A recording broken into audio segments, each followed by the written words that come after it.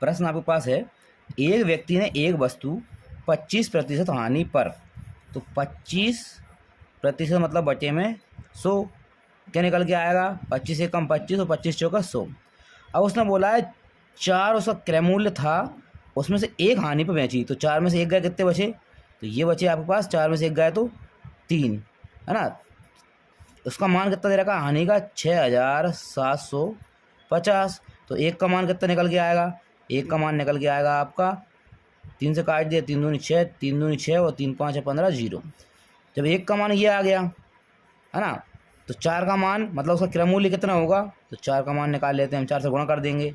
4 0 0, 4 5 20, 20 की 0 हासिल 2, 4 दूनी 8, 9 और 10, 10 की 0 हासिल 1, 4 1, 4 दूनी 8 और 1 9, कितना आ गया? 9000। उसका क्या आ गया? क्रय मूल्य आ गया, ये क्रय मूल्य आ गया। फिर बोला है यदि वे इसे 15% लाभ पर बेचता, तो 9000 का 15% लाभ मतलब 100 में जोड़ देंगे, 115% मतलब बचे में 100, 2 जीरो से 2 जीरो काट दिया, गुणा कर देते हैं, कितना आएगा? 1 जीरो तो ये आ गया, और 9 पंजे 45, 45 की 5 हासिल 4, 9 एकम 9, 9 और 4 13, 13 की 3 हासिल 1, 9 एकम 9 और 1 10, कितना आ गया?